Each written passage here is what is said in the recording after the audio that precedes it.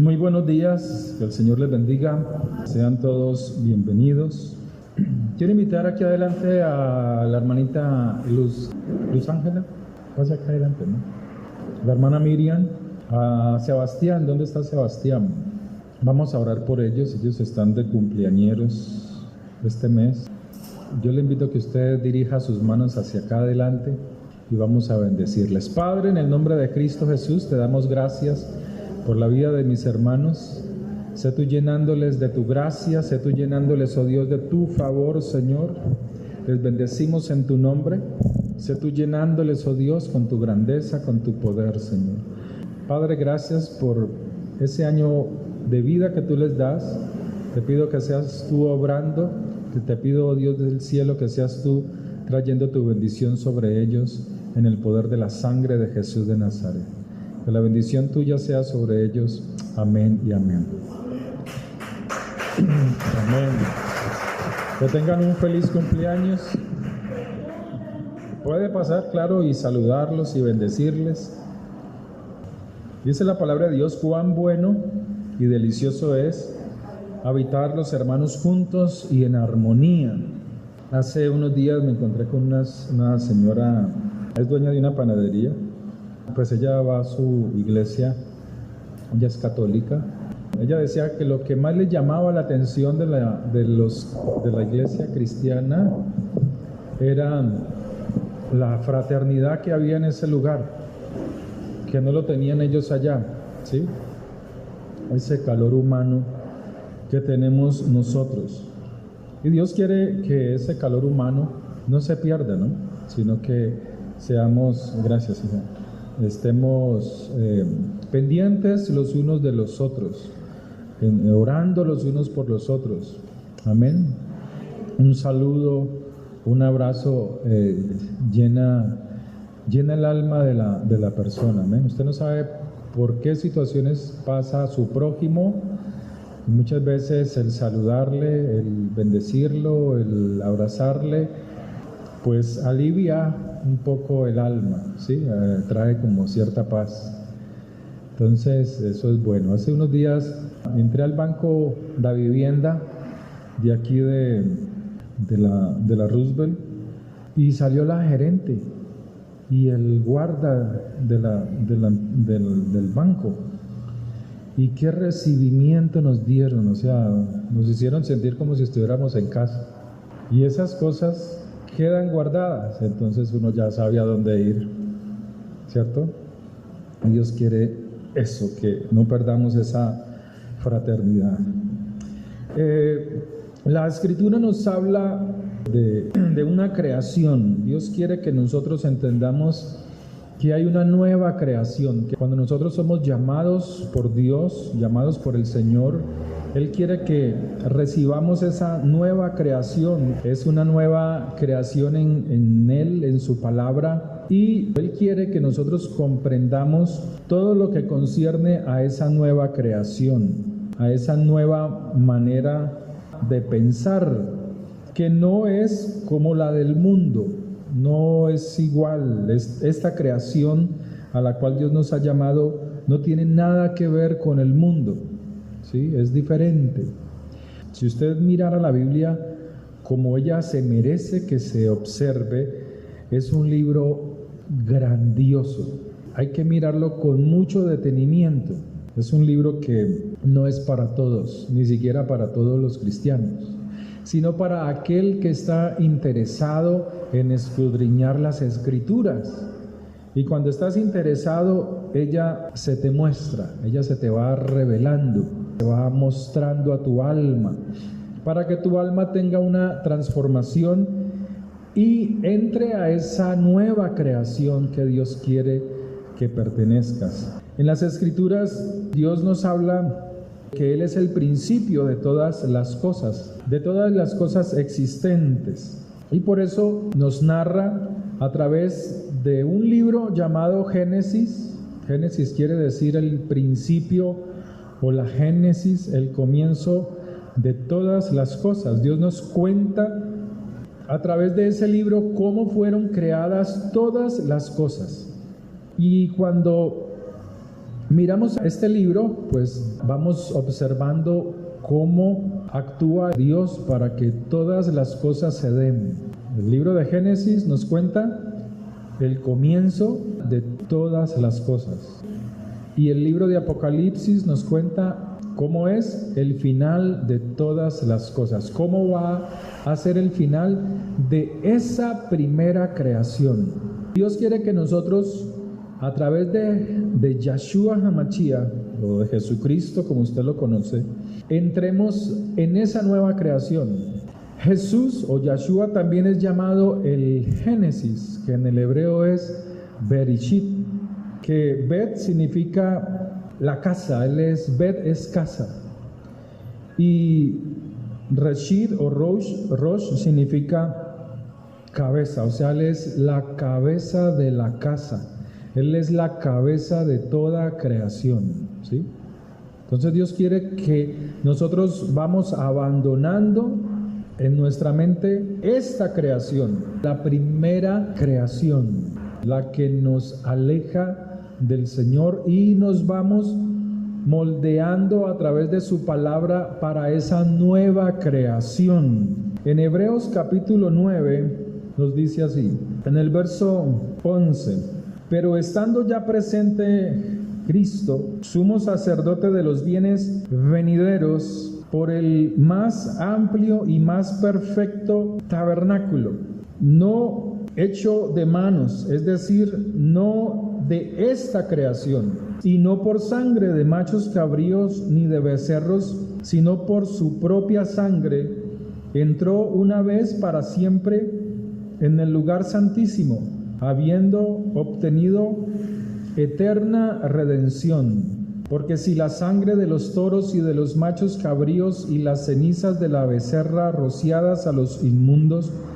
santifican para la purificación de la carne, cuanto más la sangre del Mesías, el cual, mediante el Espíritu eterno, se ofreció a sí mismo sin mancha a Dios, limpiará vuestras conciencias de obras muertas para que sirváis al Dios vivo, o sea, para que al limpiar nuestra mente, tú pertenezcas a la nueva creación. Así que por eso es mediador de un nuevo pacto, para que interviniendo muerte para la remisión de las transgresiones a la palabra de Dios, que había bajo el primer pacto, bajo la primera creación, los llamados reciban la promesa de la herencia eterna. O sea que a través del Mesías, el Señor nos muestra una nueva creación, un nuevo reino al cual Dios quiere que nosotros pertenezcamos. Dios quiere que nosotros nos sometamos a esa nueva creación. Entonces, Dios quiere que nosotros nos mentalicemos que somos una nueva creación. Dios no quiere que nosotros estemos quejándonos de las cosas, sino que hablemos la palabra, porque su palabra tiene poder para afectar la primera creación, para traer bendición sobre nuestras vidas. Entonces, Dios nos muestra que a través de su Hijo provee toda bendición, nos da todo su poder, su autoridad, para que podamos enfrentar la primera creación, porque todavía estamos en la vieja creación, pero su mente debe de estar ¿en dónde? En la nueva creación. Amén. Dios nos muestra a través de las Escrituras, en el principio de la creación, Dios crea el matrimonio, a Adán y Eva, ¿cierto? Y en el final, en el Apocalipsis, también está otro matrimonio. O sea, comienza con un matrimonio y termina con un matrimonio, que es los preparados a entrar a las bodas del Cordero. Pero para entrar a las bodas del Cordero se necesita que usted coma del árbol de la vida. Entonces las Escrituras también nos narran que en el Génesis había dos árboles, uno que era un árbol de la ciencia del bien y del mal, y un árbol que era el árbol de la vida. Y en el final en el Apocalipsis también está el árbol de la vida. Pero el hombre, el ser humano, Adán y Eva, caminaron hacia el árbol de la ciencia del bien y del mal. Nos dice Génesis 2, verso 16. Y mandó Yahvé, Dios al hombre, diciendo: de todo árbol del huerto podrás comer. O sea que no solamente había el árbol de la ciencia del bien y del mal, sino que habían los otros árboles, árboles frutales, ¿sí? Mas del árbol de la ciencia del bien y del mal no comerás, porque el día que de él comieres, ciertamente morirás. Y dice la Escritura que Adán y Eva se inclinaron hacia el árbol de la ciencia del bien y del mal, a vivir conforme a la primera creación, apartados de Dios, decidiendo qué es lo bueno, decidiendo qué es lo malo. Y dice la Escritura que por causa de esto fueron expulsados, separados del árbol de la vida. En el capítulo 3, verso 22 dice: y dijo Dios: he aquí el hombre es como uno de nosotros, sabiendo el bien y el mal. Ahora pues, que no alargue su mano y tome también del árbol de la vida y coma, y viva para siempre. Y lo sacó Dios del huerto del Edén para que labrase la tierra de que fue tomado. Echó pues fuera al hombre y puso al oriente del huerto de Edén querubines y una espada encendida que se revolvía por todos lados para guardar el camino al árbol de la vida. Vemos que desde el principio de la creación, Dios le da al hombre el libre albedrío de decidir qué es lo que él quiere hacer. Si seguir la vida o seguir la muerte, si tomar el árbol de la vida o tomar el árbol de la muerte, porque Dios no quiere seres humanos que estén programados para servirle a Él, sino que Él creó seres humanos para que por decisión propia le siguieran a Él, lo amaran a Él.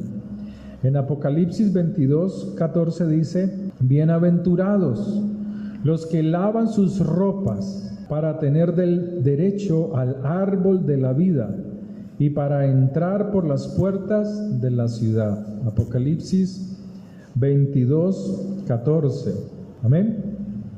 Entonces Dios quiere que nosotros entendamos que Él es la vida. Él no es el muñequito del pesebre.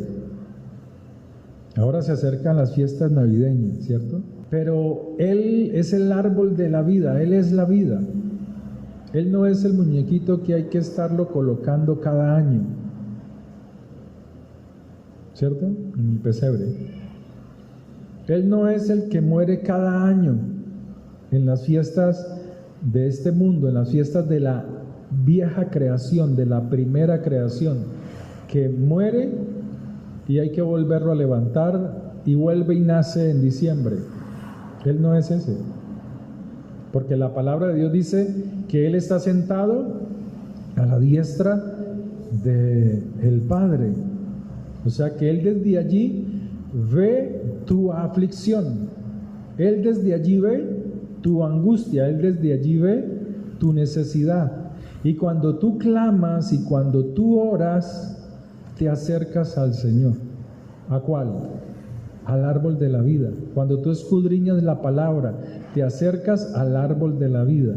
Porque la primera creación trae opresión al corazón del hombre, trae angustia. Y aunque estamos en esta primera creación, Dios quiere que tú tengas paz en medio de la presión que ejerce sobre nosotros. Entonces Él nos dice que nosotros debemos de tomar, de comer del árbol de la vida. Nos dice en Apocalipsis capítulo 10, verso 8: la voz que oí del cielo habló otra vez conmigo y me dijo: ve y toma el librito que está abierto en la mano del ángel. Le está hablando a Juan, el que escribe el Apocalipsis. Toma el libro que está abierto en la mano del ángel. ¿Cuál es ese libro? La palabra de Dios. ¿Señora? El manual de vida. Ve y tómalo, le dice al ángel. Tómalo.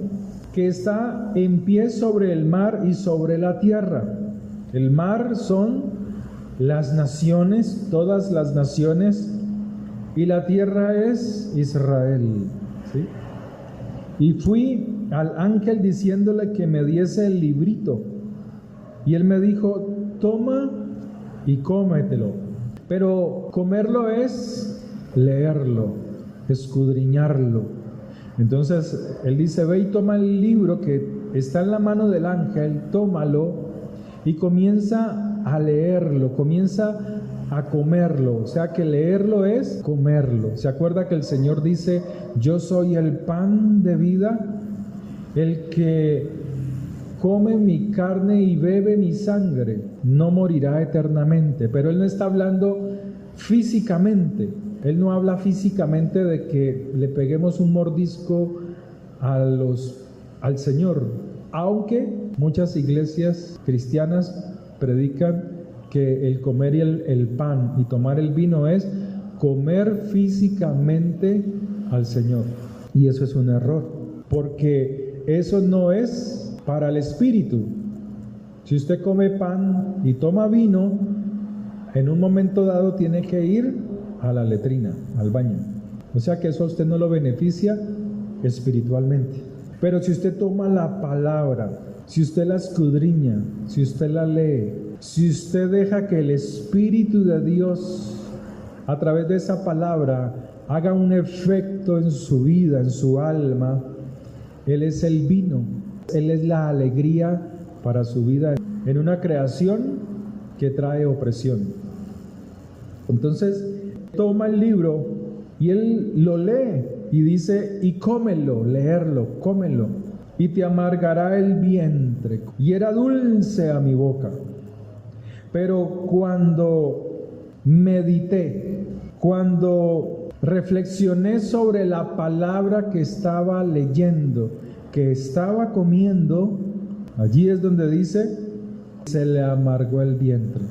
O sea, cuando leemos la palabra de Dios, cuando la examinamos a conciencia, la escudriñamos, cuando la meditamos, lo que entra a nuestra mente, a nuestra alma, es un deleite. Pero cuando ella comienza a mostrarnos las cosas que debemos cambiar, se nos amarga el vientre, se nos amarga el alma.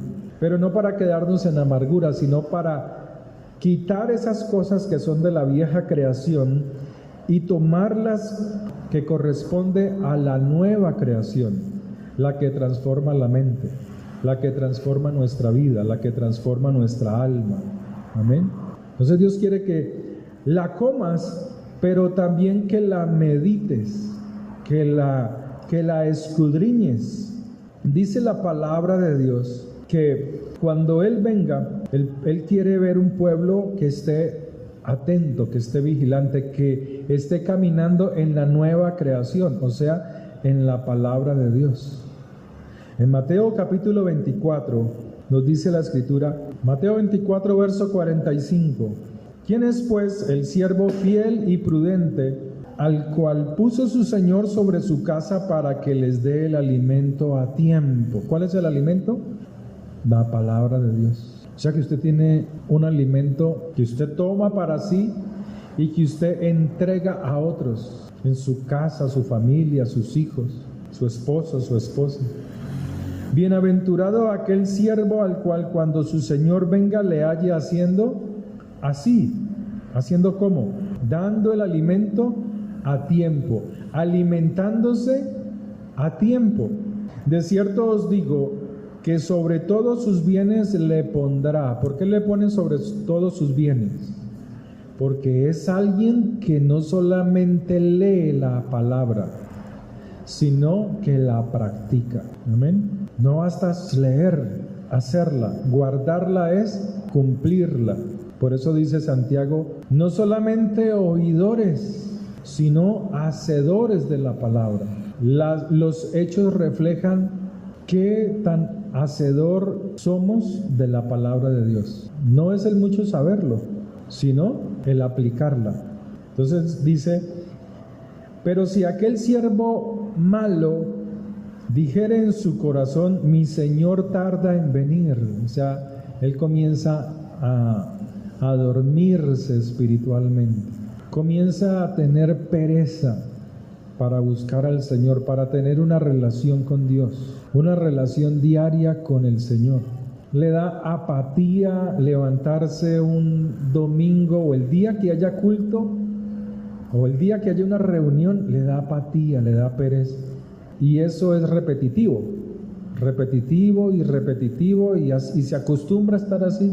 Entonces dice que esa persona es un siervo malo, porque ni se alimenta a él ni alimenta a otros. Entonces dice, y comenzare a golpear a sus consiervos. ¿Qué es golpear a sus consiervos? Esta es una frase que muchos malinterpretan. Muchos equivocadamente lo toman como cuando un pastor exhorta a la iglesia a que se despierte y le tira fuerte para que reaccione, y lo malinterpretan en ese sentido. El pastor me habló que tenía que dejar de acostarme con el vecino. El pastor me habló y me dijo que tenía que dejar de robar. Un ejemplo. El pastor me habló duro y me dijo que tenía que dejar de andar mentando madres. Lo toman como que si esto fuese golpear a la iglesia. Y eso no es golpear, eso es exhortar.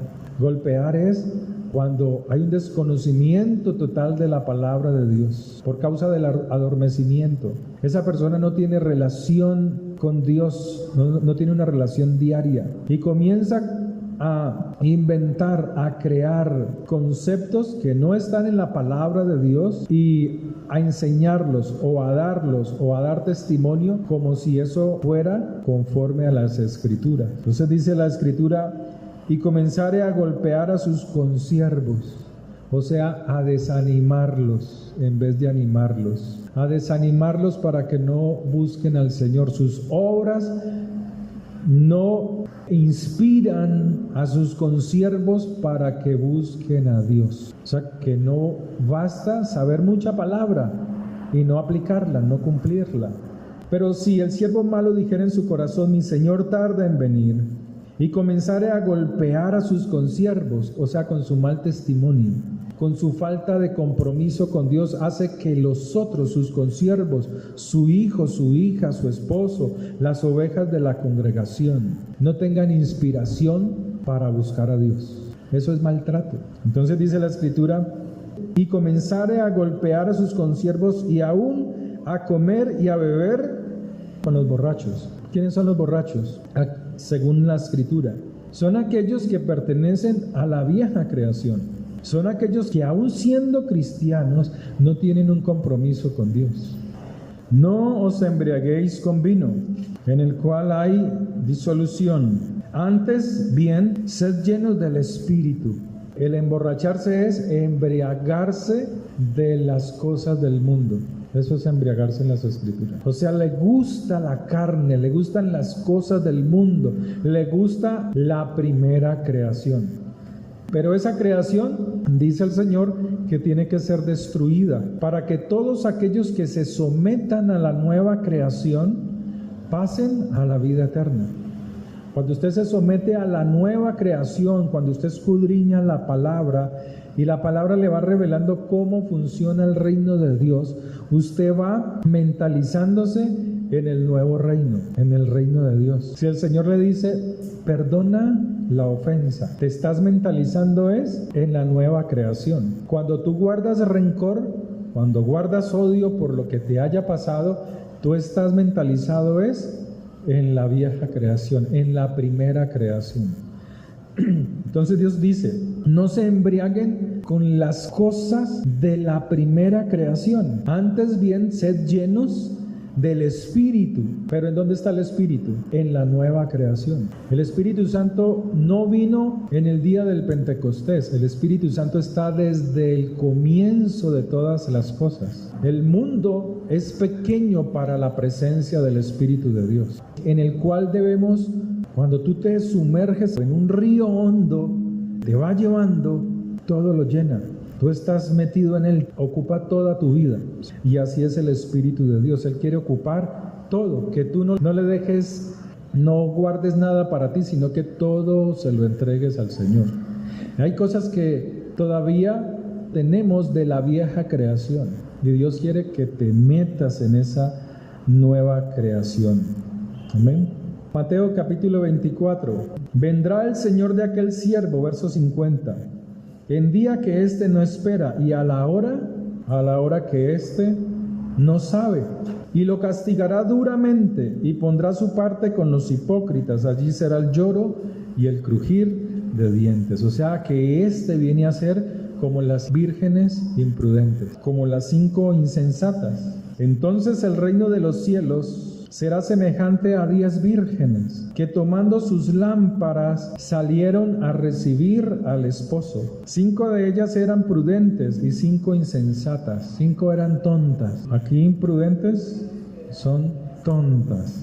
Pues tomando sus lámparas no tomaron consigo aceite. ¿Son tontas o no son tontas? Claro, no entendían lo que se venía, como el siervo malo, ¿sí? Las primeras 5 entendieron que el esposo venía, se prepararon, alistaban sus lámparas, se iban apagando sus lámparas y volvían y echaban aceite. Y así es la vida de los creyentes, de muchos cristianos. Tienen al Señor como que Él se demora en venir. Entonces ellos tienen sus lámparas apagadas. A ellos no les preocupa congregarse, a ellos no les interesa predicar la palabra, ni siquiera los de su casa. Ellos desconocen totalmente lo que pertenece a la nueva creación. A ellos les da lo mismo estar en una fiesta del mundo y luego estar en una congregación. Cristianos que constantemente lo hacen, que les gusta estar en una fiesta, estar en otra, dentro de 8 días hay otra, dentro de 15 días hay otra, y allí están con los amigos del trabajo, están con los vecinos, están tomando cerveza, están tomando aguardiente, pero asimismo es su relación con Dios. Son apáticos a congregarse, dicen buscar a Dios porque prenden el computador y ponen una prédica que les motive, una prédica motivadora. Como muchos cristianos están así, no son radicales, buscan lo que les conviene a través de la internet.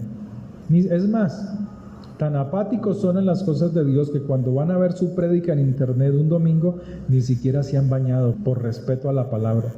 Están ahí, todos despelucados, despeinados, oliendo a cobija sucia, y dicen tener una relación con Dios. Entonces dice la Escritura que estas mujeres son insensatas porque no se prepararon para recibir al esposo. El Espíritu Santo es fuego, Dios es fuego. Entonces estas 5 imprudentes no pudieron calentarse porque estaban lejos de Dios. Solo aquellos que se acercan al fuego se calientan. Solo aquellos que están dentro del fuego tienen una relación con Dios. Estas 5 imprudentes estaban apartadas totalmente de Dios. ¿Cómo va a calentarse alguien que está fuera del fuego? No se puede calentar. ¿Cómo va a calentarse una persona si está retirada de la fogata, si está retirada del fuego? Y así mismo es con Dios. Entonces estas 5 imprudentes estaban lejos de Dios y por eso Dios les dice: estas son insensatas, son tontas, que no entienden que yo soy fuego y que al estar cerca de mí yo les ayudo para que mantengan sus lámparas encendidas, para que estén atentas a mi venida, y no sucedió de esa manera. Las otras estaban calientes porque estaban pendientes del Señor.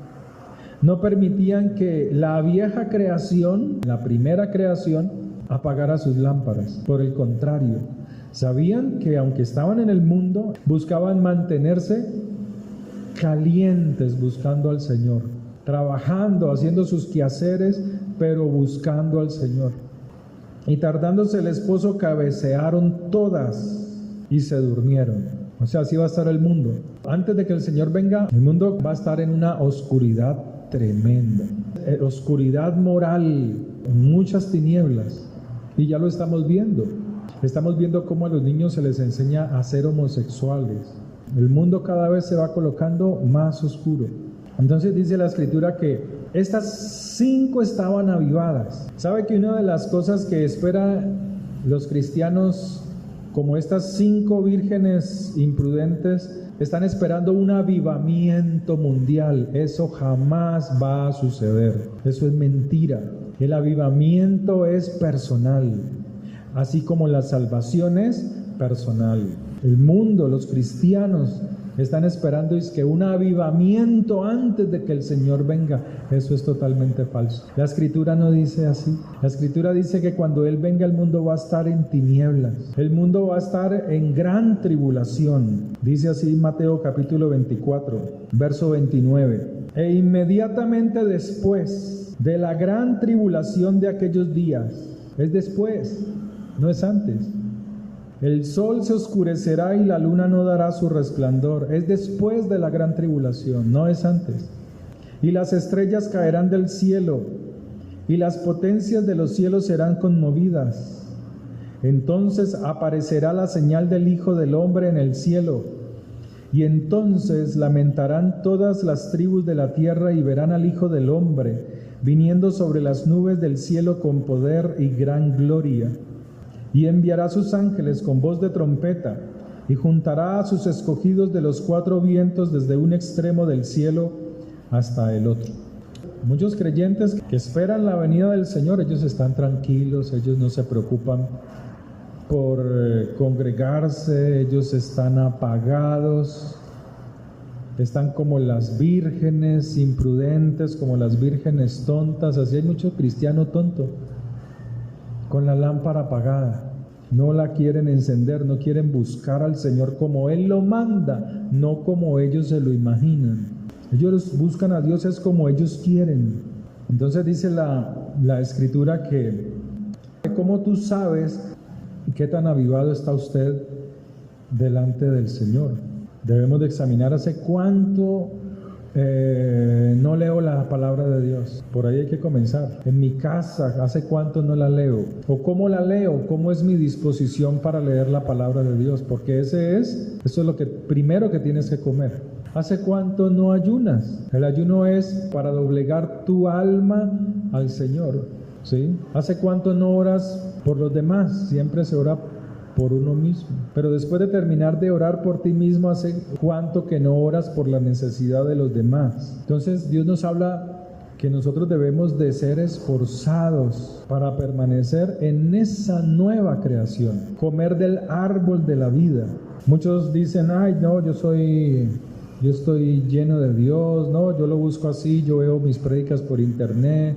Pastor, hoy no pude congregarme porque estaba cansado de toda esta semana, pero ahí estábamos buscando del Señor. Y ni siquiera los de la casa le creen. No hay un altar familiar, teniendo hijos pequeños. Cuando usted tiene los hijos grandes, que ya, y usted les enseñó la palabra, hermanos, uno se despreocupa de eso. Ya tiene 18 años, por cuenta propia, él todos los días, en la mañana y en la noche, él lee la palabra, se arrodilla, busca al Señor, porque uno ya hizo el trabajo que correspondía cuando él estaba pequeño. Por eso dice la Escritura del hijo pródigo.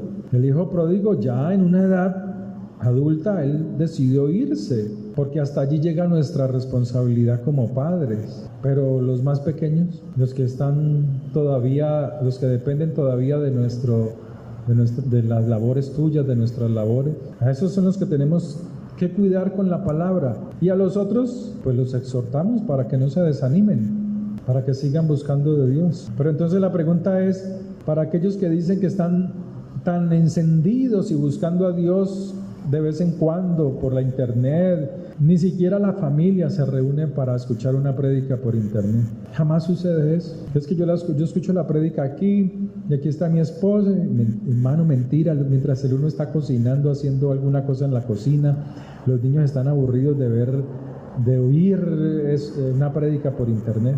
No hay esa unidad familiar que Dios pide, que Dios manda para que haya una verdadera bendición en el hogar. Entonces Dios quiere que nosotros despertemos, que nosotros no durmamos, que nosotros estemos atentos, que seamos como la iglesia de Éfeso. Se le conocía como la iglesia amada. Yo conozco tus obras, Apocalipsis 2, y tu arduo trabajo y paciencia, y que no puedes soportar a los malos y has probado a los que dicen ser apóstoles. Pero no te está hablando de los apóstoles de hoy, sino de todo cristiano que dice ser cristiano, que conoce la palabra de Dios, pero que no vive de acuerdo a ella.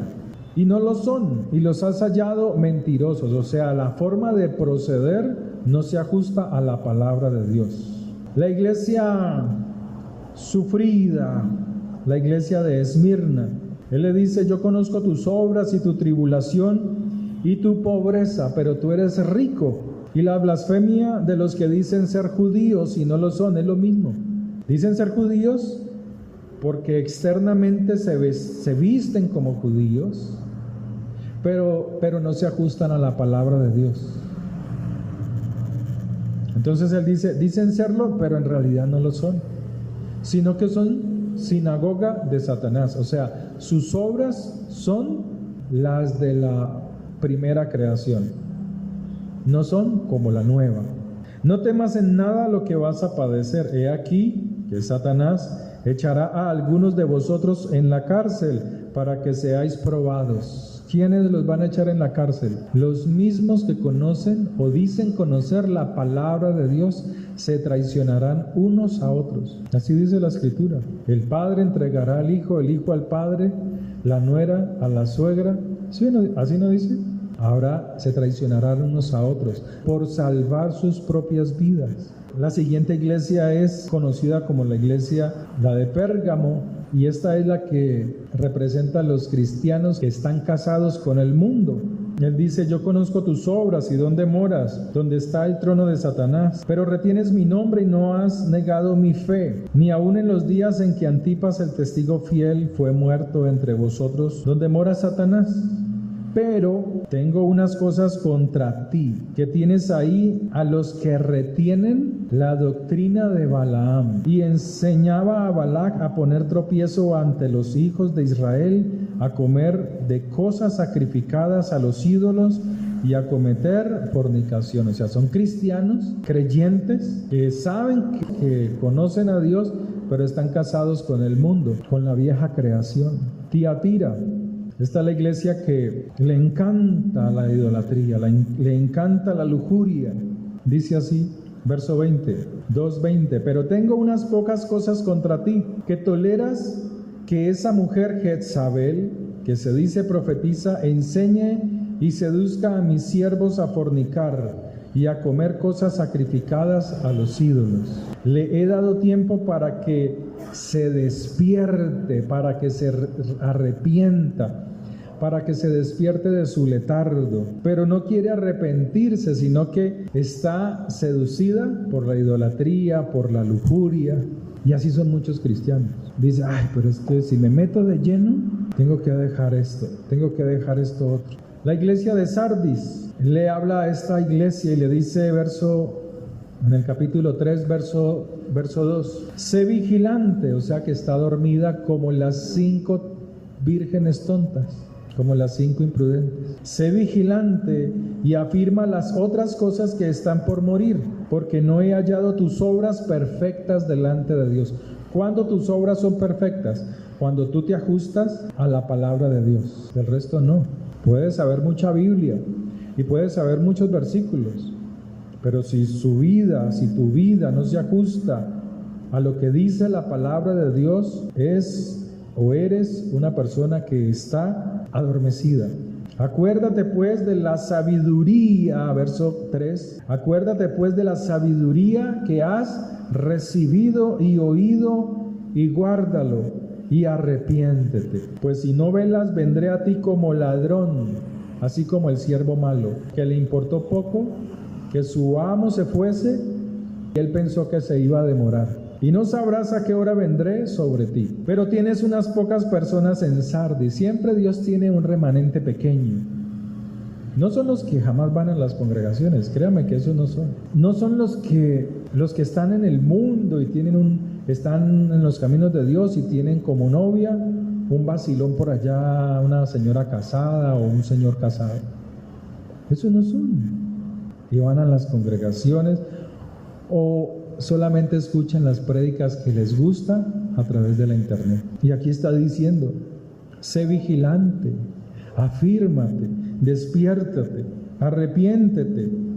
El que venciere será vestido de vestiduras blancas y no borraré su nombre. O sea que sí se puede borrar. El nombre que está escrito en el libro de la vida sí se puede borrar, porque la enseñanza del cristianismo, ¿cuál es? Salvo, siempre salvo. Así le decían a uno en el colegio americano. Decía la rectora: salvo, siempre salvo. ¿Ah, sí? Eso es carreta, eso es mentira. Porque si esa persona al año siguiente no quiere tener una relación con Dios, se aparta de Dios, no quiere nada con Dios, le pasa lo mismo que a las 5 vírgenes. No querían tener una relación con Dios. Entonces sus lámparas estaban apagadas y ellas sabían que el novio estaba por venir, pero no querían tener una relación con Dios. ¿Qué hace el Señor cuando Él vuelve? Él no las reconoce. No os conozco. Y fueron echadas fuera, ¿cierto? Filadelfia. Bueno, Filadelfia es la iglesia del amor fraternal. Yo conozco tus obras, he aquí he puesto delante de ti una puerta abierta, la cual nadie puede cerrar, porque aunque tienes poca fuerza, porque estás en la primera creación, te están presionando, aunque tienes poca fuerza, guardas mi palabra y no has negado mi nombre. Negar el nombre no es decir, yo ya no soy cristiano, eso no es negar el nombre. Negar el nombre es que nuestras acciones, que nuestras formas de vivir no se ajusta a la palabra de Dios. Entonces Dios sabe que estás negando el nombre de Él, que no eres coherente con lo que sabes, que no eres coherente con lo que conoces de la palabra de Dios. Eso es negar el nombre. Entonces Dios nos exhorta y nos dice que debemos tener mentalizada en nuestra mente su nueva creación. La Odisea es la iglesia de hoy, aunque todas estas representan a la iglesia de hoy, pero la Odisea se caracteriza porque ellos ya no dejan que Dios gobierne sobre ellos. Es el pueblo que dice: a mí me gusta esta prédica, yo voy de vez en cuando, si me acuerdo voy a la iglesia, yo quiero dormir, yo quiero descansar, yo oigo por la internet la prédica que me gusta, yo sí oigo la prédica del pastor Aldaines, ¿de quién? Yo sí oigo la prédica, pero no viven conforme a la palabra de Dios. Esa es la iglesia de hoy, de la Odisea. Ellos escogen la prédica, ellos escogen el predicador, ellos escogen el versículo y lo suben al estado de WhatsApp, pero al rato están oyendo la música del mundo, al rato tienen una cerveza en la mano, al rato están buscando con quién acostarse, al rato están mirando a quién le hacen trampa, chanchullo. Esa es la iglesia de la Odisea. Dice así: yo conozco tus obras, que ni eres frío ni caliente. Ojalá fueses frío o caliente, pero por cuanto eres tibio y no frío ni caliente, te vomitaré de mi boca. O sea que conocen al Señor, porque Dios le está hablando a la iglesia, a su pueblo, pero tienen la lámpara apagada, no tienen aceite en sus lámparas. No les gusta que le hablen, ni que le prediquen de esto, ni que me prediquen de esto, ni que el pastor me hable fuerte. No me gusta a mí me gusta que me hablen suavecito, y me gusta que me hablen de estos temas. No me gusta que me hablen del diezmo, no me gusta que me hablen de la oración, no me gusta que me hablen de congregarme, no me gusta que me hablen de la ofrenda. Es la iglesia de la Odisea. Esa es la iglesia de hoy, hermanos. Ese es el pueblo de hoy. Así está el pueblo cristiano. Hoy se nota más. Hoy van en la noche a un culto, después de haber estado en una rumba, en una tomadera de alcohol. Hoy el niño está cumpliendo años. Me imagino que habrá una reunión, ¿cierto? Pero allá no nos vamos a ir ahí a tomar alcohol como... La hermana está cumpliendo años, ¿cierto, hermano? Yo me imagino que, o sea, de acuerdo a la palabra de Dios, rodeado de los hijos, de la familia. Esas son las cosas que debemos compartir. Pero aquí la Escritura nos está hablando de personas que mantienen con la lámpara apagada, que no permiten que Dios obre, que no quieren tener una relación continua con el Señor. El verdadero creyente sabe que debe de esforzarse en buscar al Señor, sabe que tiene que despertar. Dice la Escritura, para ir terminando, que estas mujeres le ofrecieron comprar aceite y el aceite no se compra. El aceite de la unción no se compra. Mas las prudentes respondieron: para que no nos falte a nosotras y a vosotras, id más bien a los que venden y comprad para vosotras mismas. Pero son tan tontas que dice que ellas se fueron a comprar la unción, que se fueron a comprar aceite. Es que la unción no se compra. El aceite, la unción, la lámpara encendida es una relación que se cultiva diariamente entre tú y Dios. Una relación en la cual tú te esfuerzas a diario, la vas cultivando, vas pagando el verdadero precio para tener la lámpara encendida, para que tu alma, tu vida esté encendida buscando al Señor. Que cuando vengan las tribulaciones y las aflicciones que hay en la primera creación, tú estés tan lleno de la nueva creación que esas aflicciones, esas tribulaciones, tú sabes descansar en el Señor. Amén. Oremos.